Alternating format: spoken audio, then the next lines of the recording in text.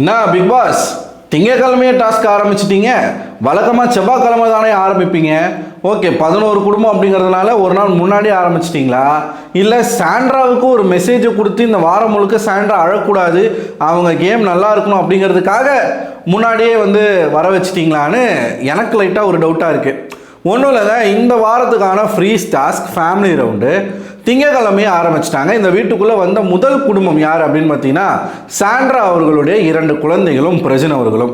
பிரஜன் அவர்கள் எந்த அளவுக்கு லக்கி அப்படின்னு பார்த்தீங்கன்னா கண்டஸ்டண்ட்டாகவும் மனைவியோட வந்துட்டாப்பில், பேரண்ட்ஸ் ரவுண்ட்லேயும் ஃபேமிலி ரவுண்ட்லேயும் வந்துட்டாப்பில், செலிப்ரேஷன் ரவுண்ட்லேயும் ரீஎன்ட்ரியில் கண்டஸ்டண்ட்டாக வருவாப்பில்.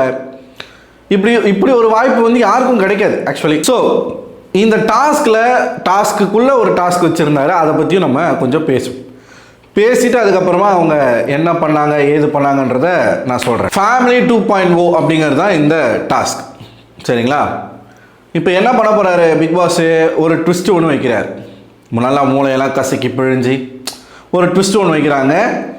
ஒரு குடும்பம் வருது, உதாரணத்துக்கு ஒரு குடும்பம் வருது, இப்போ சாண்ட்ரா குடும்பம் வருது அப்படின்னா கேட்டில் நிற்க வச்சுருவாங்க.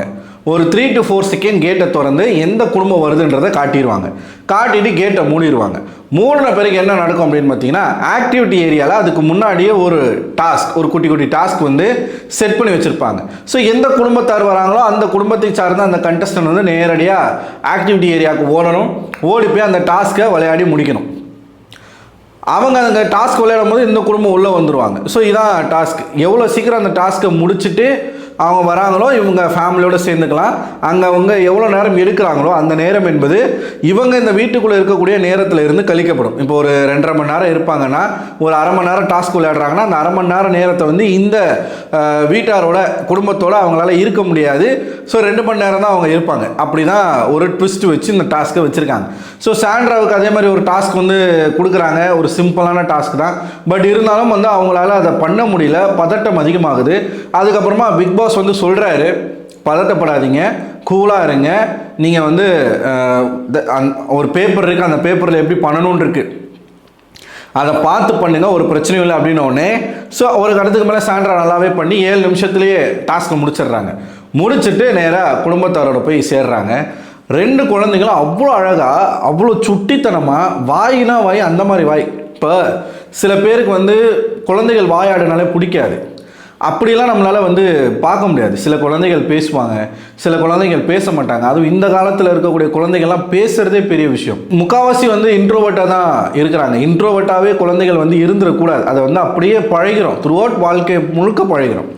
கொஞ்சம் பேசணும். அது நம்ம தப்பு சொல்ல முடியாது. எக்ஸாக்டாக ஒரு குழந்தை அம்மா மாதிரி, இன்னொரு குழந்தை அப்பா மாதிரி அவ்வளோ அழகாக இருக்காங்க. பிரஜன் எவ்வளோ ஸ்மார்ட்டாக இருக்காருங்க மனுஷன். வீட்டுக்குள்ளே என்னமோ ஹாலிவுட் படத்துலலாம் எனக்கு வாய்ப்பு கிடச்சிருக்குன்றாரு. எனக்கு ஒன்றுமே புரியல. வில் ஸ்மித் கூட சேர்ந்து நடிக்க போகிறேன்றாப்பில் 10 ப்ரொடக்ஷனில் இருந்து நமக்கு கால் வந்திருக்கு.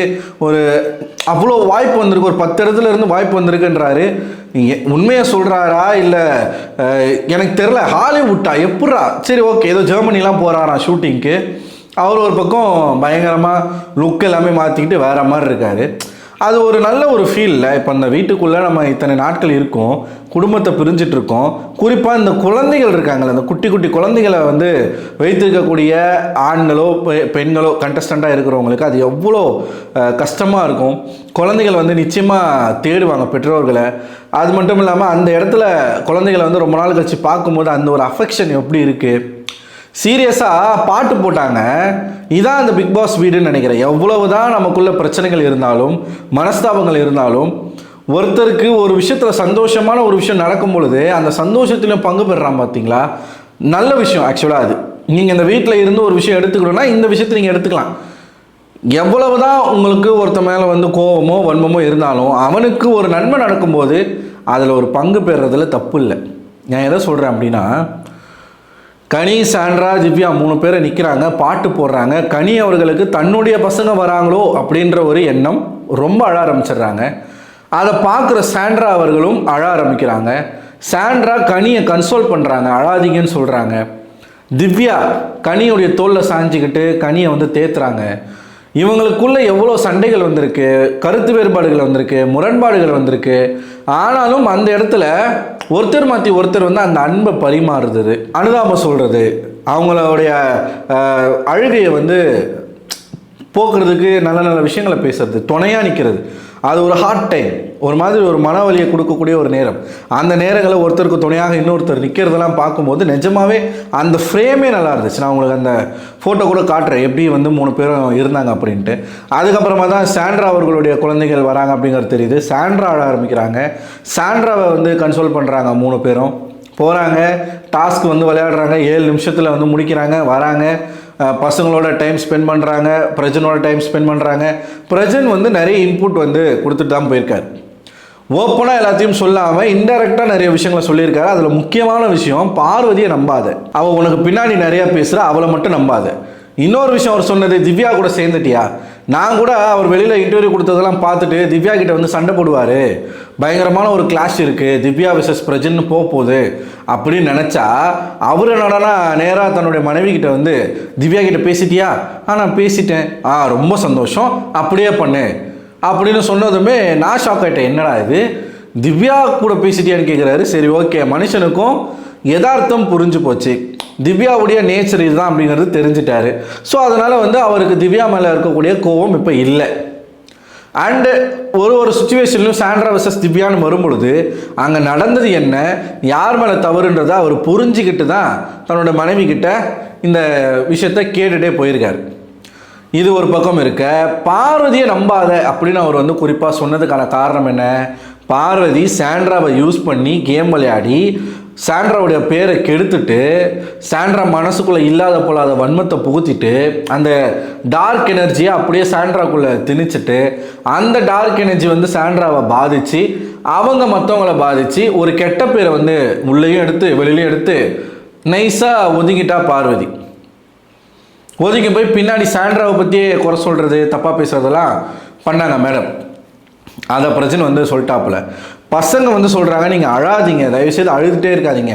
திவ்யா கிட்ட போய் பசங்க வந்து சொல்கிறாங்க, நீங்கள் தானே எங்கள் அம்மா வந்து திட்டிக்கிட்டே இருந்தீங்க, எங்கள் அம்மாவை நீங்கள் தானே அழ வச்சிங்க அப்படின்னு போய் திவ்யா கிட்ட நேராக கேட்குறாங்க. திவ்யா வந்து குழந்தைங்கக்கிட்ட, உங்கள் அம்மா தான்மா இங்கே இருக்கிற யாருக்கிட்டையுமே பேசலை, நாங்கள்லாம் அவங்கக்கிட்ட பேசித்தான் இருந்தோன்னு இவங்க சொல்ல, சபரியை வந்து சபரி கூட அந்த பசங்க வந்து ஜாலியாக விளையாடிட்டு இருந்தது, அந்த பசங்களுக்காக பிக் பாஸ் வந்து கேக் அனுப்பிச்சது, பிக் பாஸும் பேச ஆரம்பிச்சிட்டாப்புல. குழந்தைகள் வந்தாலே அது ஒரு மாதிரி ஒரு ஜாலியாகிடும்.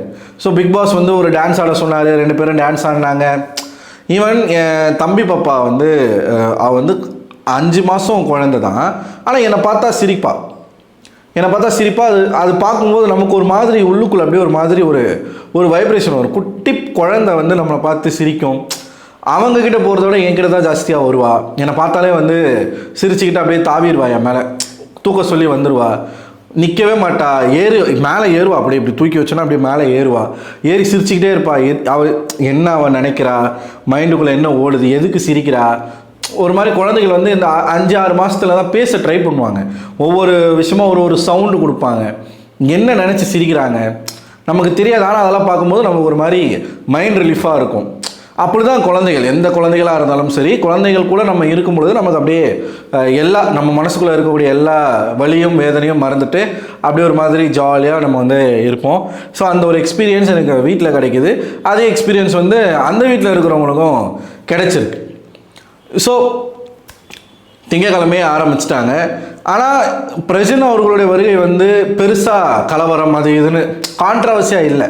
முழுக்க லவ், அம்மா பொண்ணுங்க பாசம், அப்பா மனைவி அன்பு காதல், அப்புறமா அந்த குழந்தைகளுடைய சிரிப்பு சத்தங்கள், குழந்தைகளுடைய அந்த பிஞ்சு மனசு, அந்த குழந்தை காதல் சொல்லுவாங்க, எல்லார் மேலேயும் அன்பை வாரி கொட்டுறது, ஒரு சபரியை போய் வந்து திட்டுறது, சபரியை அடிக்கிற போகிறது, சபரியை ஜெயிலுக்கு போடுங்க பிக் பாஸ் அப்படின்னு பிக் பாஸ் கிட்ட எல்லாம் கோரிக்கை வச்சது, ஒரு மாதிரி நல்லா ஜாலியாக ஸ்மூத்தாக செம்ம வைபாக போச்சு. ஸோ இன்னும் நிறையா குழந்தைகள் வர இருக்கிறாங்க. அமித் அவர்களுடைய குழந்தை, கானா வினோத் குழந்தைங்கள்லாம் ரொம்ப குட்டி பசங்க, கை குழந்தை. கானா வினோத் குழந்தை வந்து கை குழந்தை, 1 வயசு தான் ஆகுது.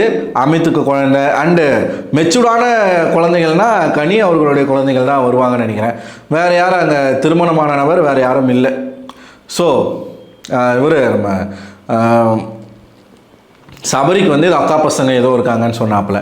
ஸோ அந்த மாதிரி அதெல்லாம் வந்தால் தான் உண்டு. நீங்கள் என்ன நினைக்கிறீங்க? இந்த முதல் பேரண்ட்ஸினுடைய வருகை அது கொஞ்சம் கான்ட்ரவர்சி இல்லாமல் நல்லா ஸ்மூத்தாக நல்லா லவ்லியாக வந்து போச்சு. உங்களோட கருத்து என்ன அப்படிங்கிறத கமெண்ட் பாக்ஸில் கமெண்ட் பண்ணுங்க. அடுத்த ஒரு வீடியோவில் உங்களை சந்திக்கிறேன். அதுவரை உங்களிடமிருந்து விடை பெறுவது நான் அரவிந்தன்.